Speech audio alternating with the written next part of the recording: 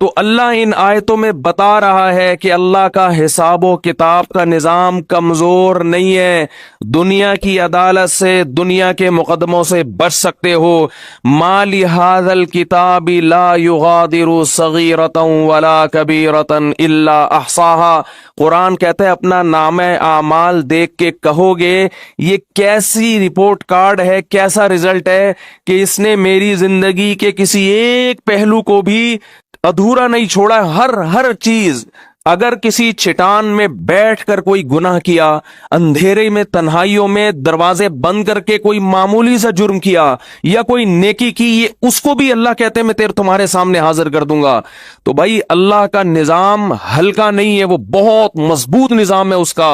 اور اللہ نے یہ سارا نظام جو بنایا، اور اللہ نے جو ہزاروں پیغمبروں کو بھیجا، اور قرآن میں جہنم کی وعیدیں اور جنت کی خوشخبریاں دیں، اس لیے نہیں دی کہ آپ کو یہ آپشن دیا جا رہا ہے کہ آپ نماز پڑھیں نہ پڑھیں. پڑھیں گے اچھی بات ہے، نہیں پڑھیں تو اللہ غفور الرحیم ہے. آپ بہنوں کی وراثت دیں نہ دیں، دے دیں گے تو اچھی بات ہے، نہیں دیں گے تو اللہ غفور الرحیم ہے. آپ اپنے باپ اور اپنی ماں سے آواز آہستہ کر کے بات کریں یا نہ کریں، آپ کی مرضی ہے. کریں گے تو ثواب ملے گا، نہیں کریں گے تو اللہ غفور الرحیم ہے، لیلۃ القدر میں بخش دے گا وہ آپ کو. آپ کی مرضی کہ آپ یتیم کا مال جو آپ کا چھوٹا بھائی ہے، وراثت جس کی پوری بنتی ہے، آپ بڑے ہونے کا ناجائز فائدہ اٹھا کے اس چھوٹے کی وراثت کھا جاتے ہو.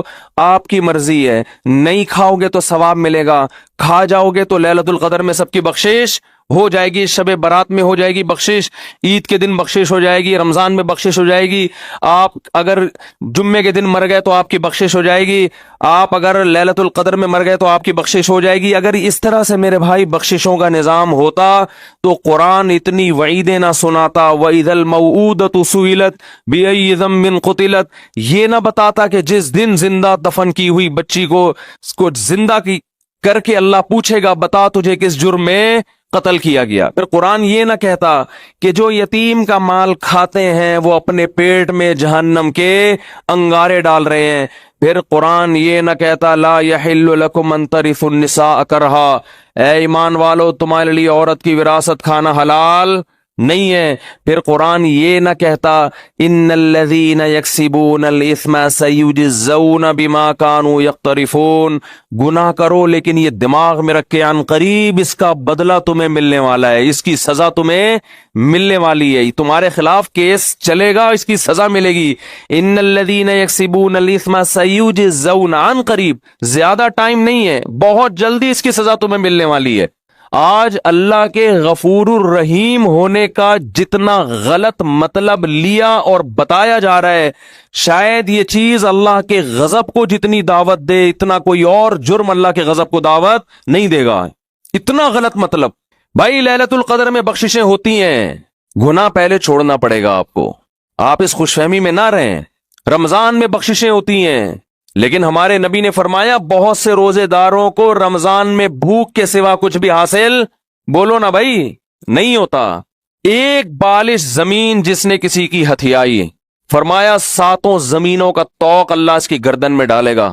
نہ معاملات صحیح ہیں، پیسے دے کے آپ تجربہ کر کے دیکھ لیں، کبھی وقت پہ واپس، بولو نا، نہیں کرے گا.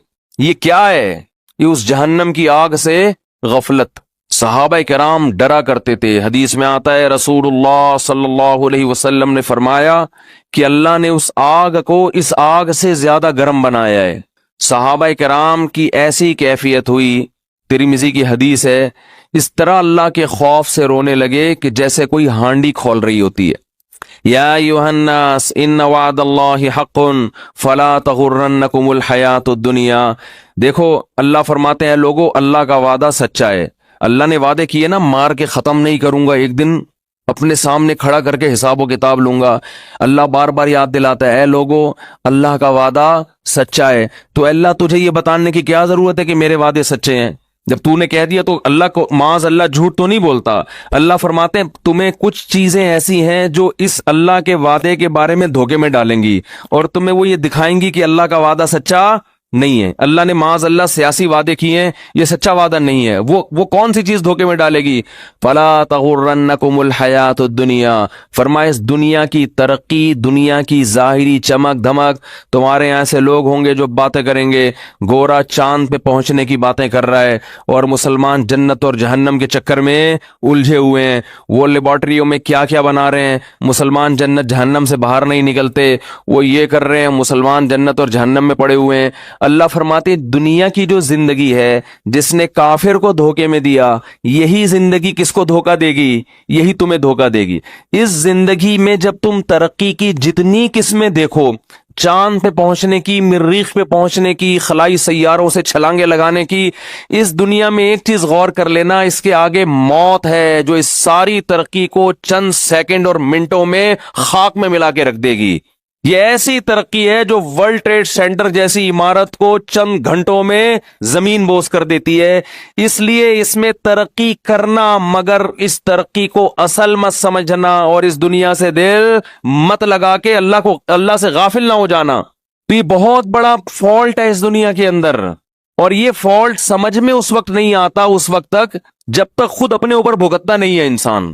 جس پر جب تک موت آتی نہیں ہے نا, اس وقت تک اس کی سمجھ میں موت, جو موت کو اپنی آنکھوں سے نہیں دیکھتا نا, اس وقت تک اس کی سمجھ میں موت آتی نہیں ہے, اس وقت تک نہیں آتی.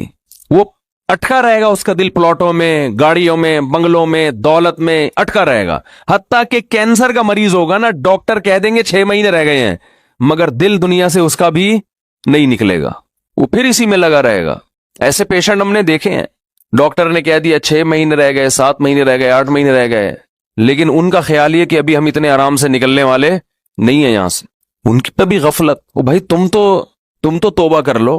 قرآن کے الفاظ دیکھیں, قرآن کہتا ہے وَلَوْ رُدُّوا لَعَادُوا لِمَا نُهُوا عَنْهُ. کتنے لوگ ایسے ہوں گے کہ جب جہنم کی آگ کو اپنی آنکھوں سے دیکھیں گے تو اللہ سے کہیں گے ایک دفعہ دنیا میں بھیج دے. اللہ کہتے ہیں کہ یہ ایسے بدبخت لوگ ہیں کہ اگر اللہ نے ان کو دنیا میں بھیجا تو یہ جو جرم کر رہے تھے نا وہی دوبارہ کرنا شروع کر دیں گے. یہ اسی امید پہ کریں گے کہ شاید کل میں توبہ کر لوں, شاید کل میں توبہ کر لوں. راتوں کو اپنی دعاؤں میں اللہ سے جہنم کی آگ سے پناہ مانگنے کا معمول بنائیں. یہ چیز آج ہماری زندگیوں سے نکل گئی ہے.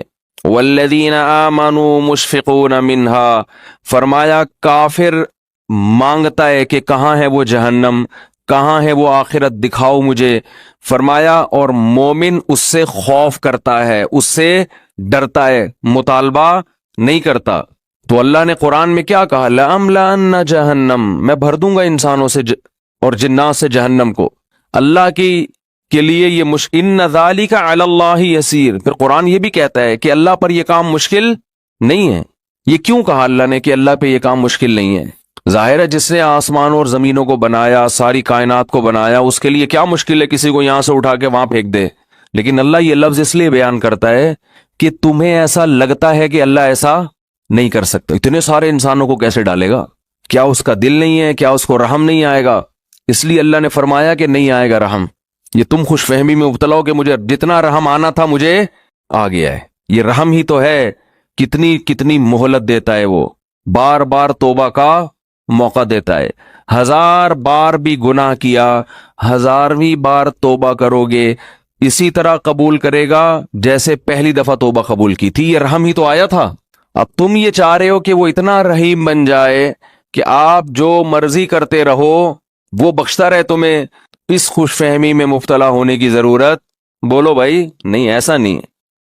ام نجعل المتقین کالفجار. انداز دیکھیں قرآن کا. قرآن کہہ رہے کیا تم یہ سمجھتے ہو کہ نیک اور برے لوگوں کا انجام سیم کر دوں گا؟ دیکھو, یا تو آخرت میں جنت ہے یا جہنم, تیسری کوئی جگہ نہیں ہے انجام کے اعتبار سے, تیسری کوئی جگہ نہیں. یا تو ادھر یا, بولے نا بھائی, تیسری کوئی جگہ نہیں ہے. تو اللہ فرماتا ہے اگر میں نے سبھی کو بخشنا ہے تو اس کا مطلب جو بیچارے گناہوں سے بچ رہے ہیں وہ بے وقوف ہیں پھر نا. یہی مطلب ہوا نا. وہ تو پاگل ہیں, وہ رمضان کے روزے رکھ رہے ہیں, وہ راتوں کو اللہ کے سامنے کھڑے ہو کر پناہیں مانگ رہے ہیں اللہ سے, وہ مالی معاملات میں حرام سے بچتے ہیں, ان کے دل میں میرا خوف ہے, وہ مجھے خوش کرنے کے لیے غریبوں کو کھلاتے ہیں, وہ امن ہوا قانتن آناء اللیلی، اللہ فرماتے ہیں بھلا وہ آدمی جو رات کو اٹھ کے مجھے پکارتا ہے، ساجدا وقائما، کبھی سجدے میں کبھی قیام میں، یحذر الآخرہ، آخرت سے ڈرتا ہے وہ، ویرجو رحمت ربی، رب سے امیدیں بھی لگا کے بیٹھا ہے اور آخرت سے ڈرتا ہے، یعنی خالی امیدوں پہ نہیں چل رہا، خوف بھی ہے، تو بھلا اس کو، اور جو ساری رات سوتا رہتا ہے، جو ساری رات ڈرامے فلمیں دیکھتا رہتا ہے، جو ساری رات اسنوکر کلب پہ بیٹھا رہتا ہے، جو ساری رات باپ اور ماں کو ستاتا ہے، جو ساری رات گناہوں میں زنا میں وقت گزارتا ہے، تو تم کیا سمجھتے ہو دونوں کو میں ایک جیسا کر دوں گا؟ ہے بھائی، دونوں کا انجام اس کو بخش دوں گا، بس چل بھائی چھوڑ، بس بخشش ہو گئی، کوئی میں بہت غفور ہوں، میں بہت بڑا ہوں۔ ليلۃ القدر کو دونوں جاگ لیے تھے تو اب دونوں ایک جیسے ہو گئے۔ بہت مشکل ہے بات سمجھانا، بہت مشکل ہے۔ ليلۃ القدر میں چونکہ دونوں جاگ لیے تھے، اب دونوں کیا ہو گئے ہیں بھائی؟ سیم۔ تو اللہ کہتے ہیں ام نجعل، بھلا ہم ایسا کریں گے، ہمیں تم نے یہ سمجھا ہوا ہے، ایسی بے انصافی، ایسی دھاندلی تو دنیا میں کوئی کرپٹ ترین حاکم نہیں کرتا، عدل و انصاف کا بادشاہ ایسا کیسے کر سکتا ہے؟ خوف پیدا کرنے کی ضرورت ہے جن گناہوں کی طرف ہم جا رہے ہیں اور بغیر کسی بریک کے چلتے چلے جا رہے ہیں، برداشت بالکل ختم۔ قرآن نیک لوگوں کی صفت بیان کرتا ہے، الکاظمین الغیظ، غصے کے کڑوے گھونٹ کو پیتے ہیں، یہ باپ کے سامنے غصہ نہیں، ماں کے سامنے نہیں، اپنے بڑوں کے سامنے نہیں، آج چھوٹوں پہ برداشت کر لیتا ہے، طاقتور ہے، اور بڑے پہ برداشت نہیں کرتا۔ میں کہتا ہوں جتنی باس کی برداشت کرتے ہو اس کا 10واں حصہ اگر باپ کی برداشت کر لو تو شاید بخشش ہو جائے۔ وہ باس تمہارا کچھ نہیں لگتا، وہ صرف پیسے دیتا ہے تمہیں، پیسوں کے لیے رکھا ہوا ہے۔ جس دن تم نے دیکھو سعودی عرب سے 20 سال لوگ جاب کر رہے ہوتے ہیں، جاب لیس ہو کے یہاں نظر آتے ہیں، میں پوچھتا ہوں یار آپ تو 20 سال سے ایک سیٹ کے پاس ملازمت کر رہے تھے، کیا ہوا؟ کہتے ہیں یار وہ مجھے گردوں کا کوئی مسئلہ کھڑا ہو گیا تھا، فوراً کمپنی نے نکال دیا۔ کہتا ہوں یار 20 سال آپ نے جس کمپنی سے وفا کی ہے، گردوں کے تھوڑے سے مسئلے پہ اس کمپنی نے آپ کو نکال دیا، تو آپ کو ٹینشن نہیں؟ کہہ رہے ٹینشن کس بات کی بھائی، وہ مجھے ملازمت کے لیے رکھا تھا، اب میں ہارڈ ورکنگ کر نہیں سکتا تو انہوں نے نکال دیا۔ بالکل صحیح کیا، باس نے مجھے کہا کہ ریزائن دے دیں آپ، میں نے دے دیا ریزائن۔ جنہوں نے اپنے مفاد کے لیے رکھا ہوا ہے، جہاں آپ کو کوئی بیماری ہوئی فوراً آنکھیں انہوں نے پھیر لیں، ان کے ساتھ تو ایسی وفا ہے یار۔ 20 سال میں کبھی باس سے ایک دفعہ بھی پھڈے کی نوبت، بولو نا، 20 سال میں ایک دفعہ بھی باس سے پھڈے کی نوبت نہیں آئی۔ اور جو باپ آپ چاہے لنگڑے ہو، لولے ہو، اندھے ہو، کاڑے ہو، بہرے ہو، فالج زدہ ہو، وہ باپ آپ کو کبھی گھر سے کبھی نہیں نکالے گا گھر سے۔ اس باپ اگر وہ تیز آواز سے بات کرتا ہے، وہ سختی کرتا ہے تو آپ کا میٹر گھوم جاتا ہے۔ دنیا کو بے وقوف بنانا آسان، لیکن جس خدا نے پیدا کیا وہ ہماری ان حرکتوں کو نوٹ کر رہا ہے، لکھ رہا ہے۔ وہ قرآن کہتا ہے ایسا انتظام کر رہا ہوں کہ فرشتے بٹھا دیے، ان کی فائلیں تیار کرو، ایک ایک لفظ لکھو ان کا۔ جو قریبی رشتہ ہے اس کا حق اتنا زیادہ، لیکن جب سے دنیا میں کفر کی حکومت ہے، جتنا قریبی ہے اس کا رشتہ اتنا ہی کم۔ آج دنیا میں جانوروں کے حقوق پر بات ہو رہی ہے، ماں باپ کے حقوق پر بات نہیں ہو رہی ہے۔ ایک فادر ڈے منا لیتے ہیں، اس میں چاکلیٹ موکلیٹ اس کو گفٹ کر دیتے ہیں گورے، ایک مدر ڈے میں کو 2-4 پھول ہار پہنچا دیتے ہیں اس کو۔ یہ فادر ڈے اور مدر ڈے منانا چھوڑ دیں، یہ ماں باپ کے ساتھ بدترین مذاق ہے، یہ خوب سمجھ لیں، بالکل اس کا بائیکاٹ کریں۔ یہ جو فادر ڈے اور مدر ڈے، یہ ان لوگوں کا کام ہے جن کا باپ اور ماں سے سال میں ایک پورے سال رشتہ ہوتا ہی نہیں ہے، وہ کبھی کبھار تھوڑا بہت یاد کر لیتے ہیں۔ تو اللہ کا عذاب بہت سخت ہے۔ یا ایھا الناس ان وعد اللہ حق، اے لوگو اللہ کا وعدہ سچا ہے۔ فلا تغرنکم الحیات الدنیا، اللہ فرماتے ہیں کہ یہ دنیا کی زندگی تمہیں دھوکے میں نہ ڈال دے۔ ولا یغرنکم باللہ الغرور، اور شیطان تمہیں دھوکے میں نہ ڈال دے۔ شیطان تمہارے برے عمل کو چمک پٹیاں لگا کے تمہارے سامنے مزین کر کے پیش کرے گا، یہ خود بھی برباد ہوگا، تمہیں بھی برباد کرے گا۔ کتنے وعدے اللہ کر رہا ہے بھائی، اس رمضان کا تھوڑا سا حصہ ہے، آج گناہوں سے توبہ کر لو سچے دل سے، اے اللہ جو نماز کو قضا کرتا ہے، اے اللہ آئندہ زندگی میں کبھی نماز قضا نہیں ہوگی۔ دیکھو نماز کا معاملہ اتنا ہلکا نہیں ہے جتنا ہم سمجھتے ہیں۔ ہمارے ہاں نمازی بھی بے نمازی ہیں، بہت افسوس کے ساتھ کہنا پڑتا ہے۔ جو نماز پڑھتا ہے اس نے نماز کو بالکل اینڈ میں رکھا ہوا ہے، سب سے آخر میں۔ سارے کاموں سے فارغ ہوگا تو نماز ہو جائے گی۔ سفر میں نماز قضا کر دیتے ہیں، بیماریوں میں نماز قضا کر دیتے ہیں۔ ہم نے نمازی لوگ دیکھے ہیں بستر پہ پڑے ہوئے نماز نہیں چھوڑتے، آپریشن تھیٹر میں نماز نہیں چھوڑتے۔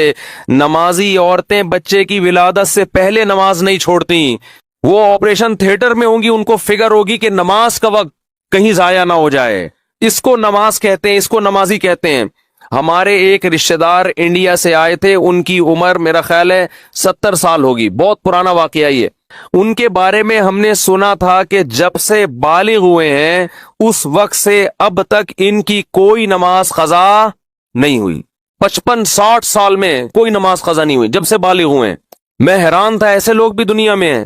ہم چھوٹے تھے، یہ بات ہے تقریباً 84-85 کی، انہیں کلفٹن گھمانے کے لیے اور ادھر ادھر کراچی کی مختلف جگہیں دکھانے کے لیے لے گئے، تو مجھے اندازہ ہوا واقعی اس بندے کی نماز کبھی قضا نہیں ہوئی ہوگی۔ بات بات میں بھائی نماز کا ٹائم تو نہیں ہے، بھائی کوئی مسجد ہے قریب میں، بھائی ایسا تو نہیں کہ نماز قضا ہو جائے گی۔ سارا ہم تفریح میں لگے ہوئے ہیں اور ان کے دماغ میں سارا دن کیا چل رہا ہے، بھائی ایسا نہ ہو ٹائم ہو جائے پانی نہ ملے کہیں۔ ہم ان کو تسلی دیتے حضرت ایسا نہیں ہے، آپ بے فکر رہیں۔ اس وقت مجھے اندازہ ہوا کہ واقعی ان کے بارے میں جو ہے کہ زندگی میں نماز کبھی قضا نہیں ہوئی، تو واقعی ایسے شخص کے بارے میں یہ کہنا ممکن ہے کہ اس کی نماز کبھی قضا نہیں ہوئی۔ سفر میں اپنی نمازوں کے اسکیجول کو پہلے دیکھا کرو کہ کون سی نماز کہاں ہوگی، کس طرح سے خواتین نمازیں قضا کر دیتی ہیں۔ اللہ نے نماز پڑھنے کا حکم نہیں دیا، حافظو، حفاظت کرو، حفاظت بہت سخت، یہ اللہ کا دین ہے بھائی، اس میں لچک نہیں ہے۔ غسل فرض ہو گیا، اگر سردیوں میں آپ کو غسل کر کے نہانا پڑے گا، نماز پڑھنی پڑے گی۔ سفر میں غسل فرض ہو گیا، وہاں نماز پڑھنی پڑے گی آپ کو۔ دوسری، توبہ کرو بد نظری سے، زنا سے، بدکاری سے، انٹرنیٹ پر بیہودہ اور فحش مواد دیکھنے سے۔ یہ چیز اس کو لوگوں نے گناہ سمجھنا چھوڑ دیا۔ نوح علیہ السلام نے قوم کو کیا سمجھایا؟ یا قوم استغفروا ربکم انہ کان غفارا، اے میری قوم میں جس خدا کی طرف تمہیں دعوت دے رہا ہوں وہ معاف کرنے والا ہے۔ گناہ ہو جاتا ہے توبہ کر کے اس کو مناؤ، وہ چھوڑ دے گا، معاف کر دے گا۔ وہ یہ آپشن رکھا ہوا ہے اس نے، وہ تانے نہیں دے گا کہ پھر گناہ کر کے پھر توبہ کر رہا ہے تو اب کس بیس پہ کر رہا ہے، لیکن کرو تو صحیح۔ اگر گناہ نہیں چھوٹ رہا، لت پڑ جاتی ہے، جو لوگ فوش فلمیں دیکھتے ہیں عادت پڑ جاتی ہے ان کو، او بھائی عادت پڑ گئی ہے، عادتیں چھوٹتی بھی تو ہیں۔ جس طرح کوئی کام کنٹینیو کرنے سے کام کرنے کی عادت پڑتی ہے، چھوڑنے سے چھوڑنے کی عادت پڑ جاتی ہے۔ ہمت تو کرو، پھر بھی ہوتا ہے تو توبہ تو کرو، ہاتھ پہ ہاتھ رکھ کے بیٹھو تو نہیں۔ جو آدمی فوش فلمیں دیکھتا ہے اور توبہ کرنا چھوڑ دی اس نے، اس کا مطلب وہ جہنم کی آگ میں جانے پر راضی ہو گیا ہے، وہ مطمئن ہو گیا کہ اب بس میں نہیں بچ سکتا۔ بھائی وہ آگ ہم سے برداشت نہیں ہوتی۔ 100 دفعہ یہ گناہ ہوتا ہے، 100 دفعہ اللہ کو مناؤ، اللہ اب نہیں کروں گا، پھر ہو گیا پھر مناؤ، اور اللہ سے یہ کہو کہ اللہ میں عادت سے مجبور ہو کے گناہ کرتا ہوں مگر میں جہنم کی آگ برداشت نہیں کر سکتا۔ اس وقت تک اس کو مناؤ جب تک وہ معاف نہ کر دے۔ اللہ تیار ہے۔ ایک بزرگ نے کہا کہ ان کے پاس غالباً ڈاکٹر عبدالحی صاحب رحمۃ اللہ علیہ تھے کہ حضرت میں گناہ کرتا ہوں پھر توبہ کرتا ہوں پھر ہو جاتا ہے گناہ، نہ چاہتے ہوئے بھی ہو جاتا ہے، پھر توبہ کرتا ہوں پھر ہو جاتا ہے۔ فرمایا کوئی بات نہیں، اگر متقی لوگوں میں شمار نہ ہوا اللہ توبہ کرنے والوں میں شامل کر لے گا۔ کیا کہتا ہے؟ ان اللہ یحب التوابین ویحب المتطہرین، اللہ کو جیسے پرہیزگار لوگوں سے محبت ہے توبہ کرنے والوں سے بھی محبت ہے۔ تعلق تو قائم رکھو، تعلق ہی ختم کر دیا آپ نے۔ توبہ ایک ایلفی ہے جو ٹوٹے ہوئے تعلق کو جوڑ دیتی ہے۔ اللہ چاہتے ہیں مجھ سے رابطہ میں تو رہو۔ آپ جب کسی کو بھیجتے ہیں سفر میں، کوئی ٹینشن ہو بھائی رابطے میں رہنا، ہر تھوڑی دیر میں اطلاع دیتے۔ ماں باپ کو ہوتا ہی نا فکر، بھائی جس حالت میں بھی ہو اطلاع ضرور، اگر سکون میں بھی ہو اطلاع ضرور دینا۔ اللہ کہتے ہیں جس کنڈیشن میں بھی ہو، گناہ میں ہو یا نیکی میں، تعلق مجھ سے ختم نہیں کرنا۔ رابطہ اگر گناہ ہے تو میرے سامنے بیان کرو، میرے سامنے بیان کرو، اے اللہ میں تیرا بندہ ہوں، مجھ سے یہ گناہ نہیں چھوٹتا۔ اللہ کو اچھا لگتا ہے یہ کہنا، اے اللہ میں قوم لوط کی طرح اکڑتا نہیں ہوں کہ لوط علیہ السلام سے کہنے لگے کہ اگر آپ اس گناہ پہ راضی نہیں ہو تو علاقہ چھوڑ کے نکل جاؤ. اے اللہ میں ایسا نہیں ہوں, میں فخر نہیں کر رہا اپنے جرم پر, مجھے اس جرم کی عادت پڑ گئی ہے, مجھے اس برائی کی عادت پڑ گئی ہے. اے اللہ مجھے اپنے غصے پہ قابو نہیں ہے, ماں باپ کے سامنے چیخنے لگتا ہوں, مجھے عادت پڑ گئی ہے. تو باغی نہ بنو, اللہ کے سامنے اپنے ہاتھ اٹھا کے اپنے جرم کا اقرار کرو. اے اللہ میں تیرا بندہ ہوں, تو مجھے سیدھے راستے پہ چلا. حدیث میں کتنی پیاری دعا آئی, یا حیو یا قیوم برحمتک استغیث اصلح لی شانی کلا ولا تکلنی الی نفسی طرفت عین ولا اقل من ذلک. اے وہ ذات جو زندہ ہے, ہر چیز کو تھامنے والا ہے, میں تیری رحمت کی بھیک تجھ سے مانگتا ہوں, میری حالت کو درست کر دے, مجھے گناہ چھوڑنے کی توفیق دے دے. ولا تکلنی الی نفسی طرفت عین, مجھے میرے حوالے نہ کر. اے اللہ مجھے میرے ہاتھوں میں, دیکھو چھوٹا بچہ ہوتا ہے نا, جب سفر چل رہا ہوتا ہے ڈر ہوتا ہے گاڑی کے نیچے نہ آ جائے, گٹر میں نہ گر جائے, یہ نہ ہو جائے, وہ نہ ہو جائے, تو ماں باپ کسی کے حوالے بچے کو کرتے ہیں کہ بھئی بچے کو بچے کے حوالے نہیں کیا جائے گا, بچہ کسی بڑے کے ہاتھوں میں ہوگا تو محفوظ. تو انسان اللہ کے سامنے جرم کا اعتراف کرے, اے اللہ میں کمزور ہوں, تو مجھے میرے حوالے نہ کر. کتنی دیر کے لیے حوالے نہ کر, طرفت عین, اے اللہ 24 گھنٹے میں ایک پلک جھپکنے کے میں جتنا ٹائم لگتا ہے نا, اتنے ٹائم کے لیے بھی تو مجھے میرے حوالے نہ کر. ولا اقل من ذالک, اس سے کم ٹائم کے لیے بھی تو مجھے میرے حوالے نہ کر, کیونکہ اگر تو نے مجھے میرے حوالے سیکنڈ کے کروڑویں حصے کے لیے بھی کر دیا تو مجھے اپنے اوپر اعتماد نہیں ہے, میں اس میں تیری نافرمانی کروں گا, میں اس میں اپنی جان پر ظلم کروں گا. 24 گھنٹے تو مجھ پر گرفت رکھ. یہ نبی نے ہمیں دعائیں سکھائی ہیں, یہ گناہگاروں کے لیے دعائیں ہیں کہ جن سے گناہ نہیں چھوٹتے, وہ اللہ سے مانگیں کہ اللہ تو مجھے میرے حوالے نہ کر, تعلق تو قائم رکھے میرے بھائی. اور کیا دعا سکھائی, خذ بناصیتی الی البر والتقوی, اے اللہ میں سیدھے راستے پہ چلنا چاہوں نہ چاہوں, تو مجھے پیشانی کے بالوں سے پکڑ کے سیدھے راستے پہ گھسیٹ لے. جیسے کسی ڈاکٹر کے پاس آپ جاتے ہیں نا, انجیکشن لگانے کی تکلیف ہو رہی ہے اور لگانا ضروری بھی ہے, آپ کہتے ہیں بھائی رسیوں سے باندھ کے میرے انجیکشن ٹھوک دو, لگا دو انجیکشن, کہتے ہیں کہ نہیں کہتے, میری پرواہ نہیں کرو. تو بھائی اس رمضان میں ہمت کر کے گناہوں سے توبہ کر لو. اور دیکھو یہ بات میں بہت کم بیانات میں کہتا ہوں کیونکہ یہ جرم پھیل گیا ہے. داڑھی کٹانا یہ بھی تغییر خلق اللہ ہے, اللہ کی تخلیق کو بدلنا ہے.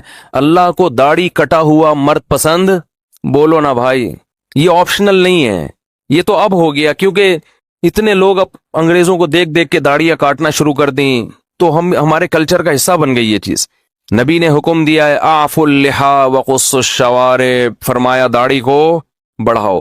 میں نے خود اپنی آنکھوں سے یہودی دیکھے ہیں, بڑی بڑی داڑھیوں والے, بڑے ماڈرن یہودی, بڑے ترقی یافتہ, لیکن داڑھی اتنی بڑی. بہت سے یہودی دیکھیں, کیوں اتنی تحریف کی ہے یہ تورات اور انجیل میں, اس کے باوجود آج بھی تورات سے وہ داڑھی والی آیتیں نہیں نکال سکتے. آج بھی تورات میں لکھا ہے کہ اللہ نے موسیٰ کو کوہ طور پہ بلا کے کہا کہ اپنی قوم سے کہہ دیں کہ داڑیاں مت کاٹیں, کہہ دیں اپنی قوم سے. کتنی تحریف کی نا اپنے مذہب میں انہوں نے, لیکن وہ بھی غامدی کی طرح, غامدی جیسے نہیں بن سکے کہ داڑھی نکال دیں اسلام سے اور کہیں وہ تو کلچر کا حصہ تھی. اللہ کوہ طور پہ حضرت موسیٰ کو بلا کے کلچر کی وجہ سے کہے گا کہ داڑیاں رکھواؤ ان کو, اور کتنا بڑا اللہ کا حکم ہے. اللہ ایسا ہی نہیں کہہ رہا, کوہ طور پہ موسیٰ کو بلا رہا ہے, کلیم اللہ کو. سارے پیغمبروں نے داڑیاں رکھی ہیں, سارے صحابہ نے داڑیاں رکھی ہیں, تو غامدی صاحب نے آ کے داڑھی کا انکار کر دیا. فیصلہ کر لو, ایک طرف صحابہ ہیں, ایک طرف پیغمبر ہیں, ایک طرف تورات ہے, ایک طرف قرآن ہے. قرآن صراحتاً داڑھی کا ذکر نہیں کرتا, لیکن وہ یہ کہتا ہے کہ شیطان نے کہا تھا کہ میں لوگوں کی فطرت تبدیل کروں گا. اللہ نے عورت کو چہرے پہ بال نہیں, عورت کو سر پہ بال دیے ہیں. کتنے بڑے بال عورتوں کے ہوتے ہیں, اس کے لیے بال موڑنا جائز ہے عورت کے لیے؟ بولو نا بھائی. اب انگریزوں میں اگر فیشن آ جائے, خواتین گنجی گھومنا شروع کر دیں, تو کیا اس کی ہم پرمیشن دے دیں گے عورت سر پہ بلیڈ پھیر لے؟ جیسے اس کی اجازت نہیں ہے ایسے ہی مرد کو چہرے پہ بلیڈ لگانے کی اجازت بولتے کیوں نہیں بھائی؟ تو رکھ لو بھائی ہمت, بڑھاپے کا انتظار کر رہے ہو. توبہ تو جوانی میں ہوتی ہے, کچھ بھی نہیں ہوگا اس سے. تھوڑا بہت لوگ ملا ملا کریں گے, بھائی یہ کہنے والے بھی مر جائیں گے, آپ بھی مر جاؤ گے. اور داڑھی رکھنے سے کوئی ملا نہیں بن جاتا. کتنے فوج کے بڑے بڑے آفیسرز ہیں جن کی بڑی بڑی داڑھی ہیں, کیا وہ ملا ہیں؟ کتنے بڑے بڑے سائنٹسٹ ہیں, یہ جو ایٹامک انرجی میں جو سائنسدان ہیں, جامعۃ الرشید آئے تھے تو اتنی بڑی بڑی داڑیاں ان کی. بھائی داڑھی رکھ کے آپ سائنسدان بھی بن سکتے ہو, آپ ڈاکٹر بھی بن سکتے ہو, آپ آفیسر بھی بن سکتے ہو, زیادہ اچھے بنو گے آپ, روب ہوگا آپ کے چہرے پہ. تو ہمت کر لو اس رمضان میں. میں کسی بغیر داڑھی والے کو اپنے سے کمتر نہیں سمجھتا. بھائی ہماری داڑھی ایک ظاہری حلیہ, اندر اللہ ہی جانتا ہے. ہو سکتا ہے کوئی گناہ ہو جس کی وجہ سے داڑھی والے کو اللہ بخش دے اور ہمیں نہ بخش دے, اللہ بچا کے رکھے سب کو. لیکن جرم کو تو جرم ہی کہا جائے گا نا. وہ لوگوں کی رعایت میں لوگوں کو خوش کرنے کے لیے اس کو تبدیل تو نہیں کر سکتے ہم. یہی تو یہود کا جرم تھا کہ وہ حکام بیان کرتے جس پہ لوگ خوش ہوتے. جو برائی معاشرے میں پھیل جاتی, یہود کے علماء اس پہ ڈسکس نہیں کرتے کہ پبلک ناراض ہو جائے گی. تو اللہ کا حکم ہے, ہمت کر لو. اور یہ فضول باتیں, داڑھی رکھ کے میں یہ گناہ کروں گا تو لوگ کیا بولیں گے, داڑھی بدنام ہوگی. تو اسلام کا نام ختم کر دو بھائی. مسلمان تو 2 نمبر ہی کرتے ہیں بہت سے, بدنام تو اسلام ہوتا ہے. اب اس کا حل یہ نہیں ہے کہ اسلام چھوڑ دو, اس کا حل یہ ہے کہ 2 نمبر ہی چھوڑ دے آدمی. وہ ایک آدمی نے بوڑھی ماں کی فضیلت سنی کہ بوڑھی ماں کو اگر ذرا سا بھی تکلیف پہنچائی تو اتنا بڑا عذاب, اور یہ اور وہ, اس نے جا کے اماں کو ہی قتل کر دیا. اس نے کہا بھائی یہ تو فل ٹینشن ہے, عذاب کا ذریعہ ہے یہ.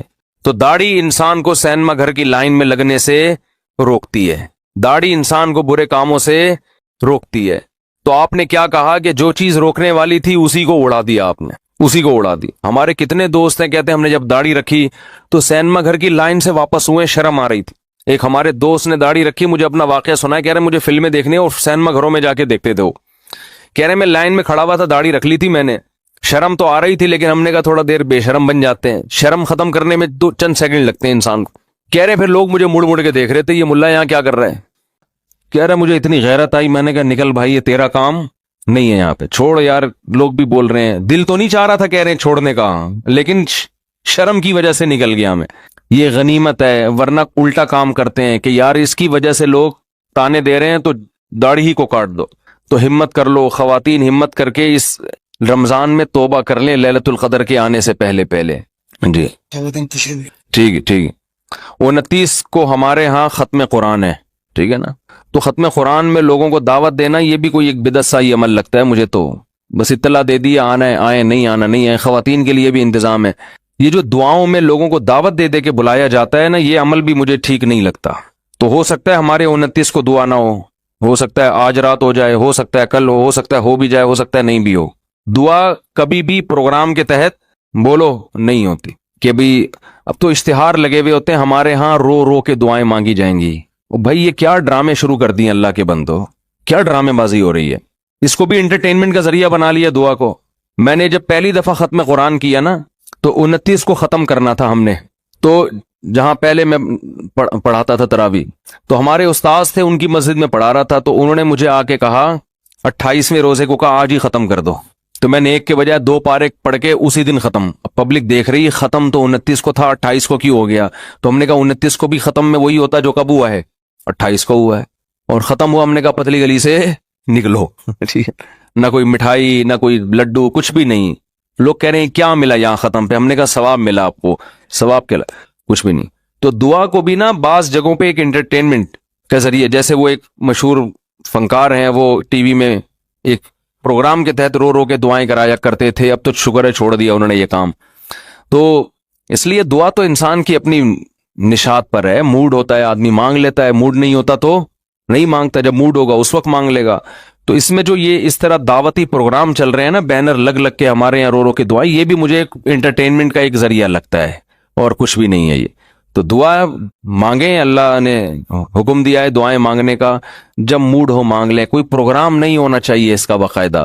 سمجھتے ہیں کہ نہیں سمجھتے, جن چیزوں کا اللہ نے پروگرام کا حکم دیا, جمعہ کا ایک پروگرام ہے اسلام میں, باقاعدہ ایک ٹائم ہے, اس میں لوگ جمع ہوں گے, اجتماعی عبادت ہوگی. تراویح کا ایک پروگرام ہے اسلام میں, اجتماعی عبادت ہوگی, اعلان ہوگا اتنے بجے تراویح. دعاؤں میں اجتماعیت اتفاق سے ہو جائے تو ٹھیک ہے, اس کے لیے پبلک کو جمع کر کے بلانا, اس کا نبی اس کی دور میں کوئی ثبوت نہیں ملتا. ایک ہوتا ہے نا لوگ آئے ہوئے ہیں تو چلو دعا بھی کر لو, یہ تو ٹھیک ہے. اس کے لیے اسپیشل اجتماع کرنا کہ ہمارے ہاں اتنے بج کے اتنے منٹ پہ رو رو کے دعائیں ہوں گی, تمام احباب سے شرکت کی درخواست ہے. اب سارے لوگ باقاعدہ رونے کے پروگرام کے تحت آئے ہوئے ہیں, اور امام مجبور ہے, نہیں رویا تو بھاڑ میں گیا میں, لوگ بولیں گے ٹائم ضائع کیا ہمارا. اور پھر میں نے دیکھا ہے بعضوں کو رونا آ نہیں رہا ہوتا، ایسے لگے ہوئے ہیں زبردستی. ایک مسجد میں مجھے بیان کے لیے لے گئے، ختم قرآن تھا، ختم قرآن کے بعد انہوں نے لائٹیں بند کی. لائٹ بند کرنا میں کوئی بری بات نہیں ہے، اب ان کو رونا آ نہیں رہا، امام صاحب کو پورا زور لگا دیا. میرا دل چاہ رہا تھا میں ان سے بولتے بس کر، اللہ کے بندے بس کر یار، جتنی اللہ نے توفیق دی ہے مانگو، اس کے بعد اللہ قبول کر لے گا نا. کیوں اپنے آپ کو مصیبت میں ڈالا ہوا ہے؟ کیونکہ انہوں نے اعلانات بہت زیادہ کر دیے تھے پہلے، اب ان کو آرڈر پہ رونا تو صرف چند لوگوں کا کام ہے. چند ملک کی مشہور شخصیتیں ایسی ہیں وہ آرڈر پہ باقاعدہ روتے ہیں، ان کو اتنے بج کے اتنے منٹ پہ رونے کے پیسے ملتے ہیں، تو وہ روتے بھی ہیں رلاتے بھی. لیکن ایک نارمل آدمی کے لیے آرڈر پہ رونا بہت مشکل کام. تو بھائی تکلفات کی دنیا سے اپنے آپ کو نکالو. اللہ کو آپ کا جذبہ، اللہ آپ کے دل کی نیت دیکھتا ہے. جس طرح آرام سے دعا مانگ سکتے ہو بغیر کسی ناٹک کے، بغیر کسی ڈرامے کے، مانگ لو دعا اللہ سے، اللہ اسی کو قبول بولو نا کر. میں نے تو اپنے بارے میں اندازہ لگایا ہے کہ جب دعا میں دل نہیں لگ رہا ہوتا اور اللہ سے دو بول بول کے دعا مانگتا ہوں تو میں نے دیکھا وہ زیادہ قبول ہوتی ہے. جب دل نہیں لگ رہا ہوتا نا، اور پھر انسان ایک نارمل مانگ لیتا ہے کہ اللہ میرا دل تو نہیں لگ رہا، آج طبیعت صحیح نہیں ہے، بعض دفعہ تھکا ہوا ہوتا ہے، لیکن میں مانگوں گا، تو وہ زیادہ قبول ہوتی ہوئی نظر آتی ہے. سمجھ رہے ہیں بات کو؟ ایسا مجھے لگتا ہے کہ وہ زیادہ، ہو سکتا ہے میری غلط فہمی ہو، وہ اکثر دیکھا ہے وہ مانگو قبول ہو جاتی ہے. تو اور اسی میں مجھے پھر حوصلہ ملتا ہے کہ یار یہ تو اللہ جب چاہتا ہے نا ایسے قبول کر لیتا ہے بڑے آرام سے. تو اس کے لیے بس مانگنے کو زیادہ فوکس کرو. ناٹک بولو بھائی، یہ نہیں کرو کہ یہ ہو رہا ہے پھر یہ ہو رہا ہے، یہ چھوڑ دو بس اس کو. اور دعا میں انفرادی دعا کی زیادہ ویلیو ہے. اجتماعی تو علماء اس لیے مانگتے ہیں کہ عادت پڑے لوگوں کو مانگنے کی، لیکن دعا میں انفرادی کو زیادہ فوکس کرنا چاہیے. اللہ کہتے ہیں تضرعا و خفیہ، چپکے سے اور عاجزی سے اللہ کو پکارو. اللہ تعالیٰ سمجھنے کی، عمل کی توفیق عطا فرمائے، اور گناہ چھوڑنے کی. تو یہ گناہ تو سمجھ میں آ گئے نا بھائی، توبہ کر لیں ان تمام گناہوں کو چھوڑنے. اور اگر کوئی نہیں چھوٹ رہا تو مایوس نہ ہو، کوشش تو کریں نا. میں نہیں کہہ رہا کہ آپ کہیں گے یار یہ داڑھی بھی مفتی صاحب نے کہہ دی، ایک نئی ٹینشن دے دی ہے، یہ کیا ہے مسئلہ. یار ہمت کر لو تھوڑی سی، اللہ سے یہی مانگ لو کہ اللہ مجھے توفیق دے دے. تو کچھ تو کرو نا، کچھ تو آگے بڑھو. ہاتھ پہ ہاتھ دھر کے بیٹھو تو نہیں اس امید پہ کہ لیلۃ القدر میں مر گئے تو سب